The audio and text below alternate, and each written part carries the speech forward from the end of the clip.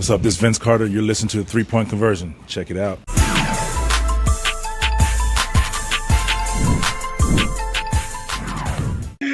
What's up, bro? All right, let's get started here. Let's start with Rick Bonnell. Hey, Tay, how you doing? Well, yesterday when we were talking to JB and we were talking about how you eke out wins in, with the roster limitations right now, he said that his first instinct is you have to prioritize defense, but that he really knows it's getting really challenging to figure out how to find enough points to win in this situation. How narrow is your margin for error at this point offensively? For everything, it's not just offense. We don't have much room for error on either ends. Like every possession, you just gotta make the most out of it. Like Coach has been preaching. Obviously we gotta defend at a very high level, and it's the playoff stretch. This is what you dream of. So every game, every possession is gonna be real important. Is there anything technically about how you guys have to survive offensively? I mean, JB pointed out a week ago, I thought this was interesting. He said that he would estimate that in the absence of LaMelo and Gordon and Malik, you guys haven't just lost finishers, you probably lost like 70% of your playmaking. How do you, when you go into a game thinking, okay, we got to get to 100 points somehow, is there anything technically that's changed about how you guys approach that in terms of what kind of shots you're looking for, what kind of? No, not really. Our offense and our schemes have pretty much been the same all year. You just got to go in and everybody has to be aggressive. So we're looking for the same shots. We're trying to drive, get in the paint, force teams to have long closeouts and shoot threes, get to the rim, finish. So it's pretty much, some games you make shots, some games you don't. You might score 100, you might not. It's really, it ain't no tricks to it. You got to go in, you got to play, and hopefully you make shots. Let's go to Rod and then Christos. Has the hardest thing, hey, just real quickly, Brian, just to follow up. Has transition basketball been harder under these circumstances? Has what? Chances to accomplish. Has it been harder to get easy? Has it been harder to get easy transition points under these circumstances? Fast breaks.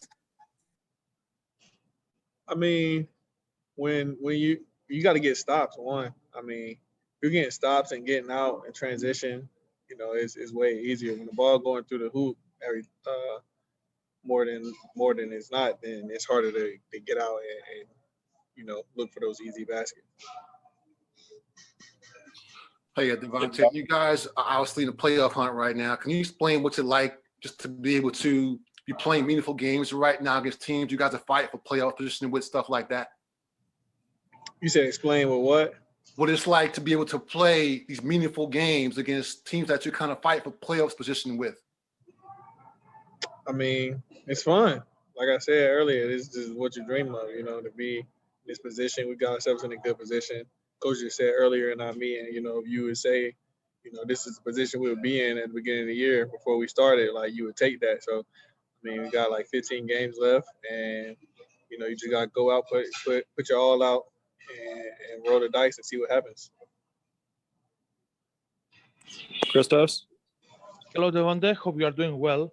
I would like to ask you, what did you notice as the biggest growth of your team from your perspective, and how different was gonna be the dynamic of the team when Malik, LaMelo, and Gordon return on the court? You said the biggest growth for my team? Yes. I feel like our maturity, obviously you got a lot of young guys. I feel like we're maturing every game. Guys are getting way more comfortable. Defensively, I think our communication has stepped up from where it was. And just kind of, knowing the game, seeing the game slowing down for a lot of us. Let's wrap up with Sam and then Danny. Hey, Devonte, you touched on the playoff push a little bit here. Some different teams have registered their opinions on the play-in tournament. It seems to line up with where they sit in the standings, whether they would have avoided a play-in tournament or just been in the playoffs before or not. Do you have an opinion on the play-in tournament, whether you think it's a good thing or a bad thing, and does it influence how you guys will play these next 10 to 15 games? I mean, personally, I don't want to be in a play-in tournament. You know, I'd rather solidify a spot and be able to rest, you know, while you're waiting for a team to come out of that tournament or whatever the case may be. But I definitely think, I mean, it's pretty good for those teams, you know, in that range to be able to get a chance to get into the playoffs. And yeah, that's just my thoughts. But personally, I want to be in a position where we already know, you know, we're in. So you mean like you'd rather be in sixth place, not necessarily like you don't like it, whether you're seventh or 10th. Right. Gotcha. Understood. Thank you. Yes, sir. Let's wrap up with Danny. Devonte Danny Thompson with the 3-point conversion. Kind of similar question to what was just asked. When you look at the games like tonight and tomorrow with a back-to-back, do you feel like every game is now a must-win because you're trying to get out of that sixth, try to get into that sixth, maybe fifth spot? Do you feel like a little bit more pressure to have to win every game?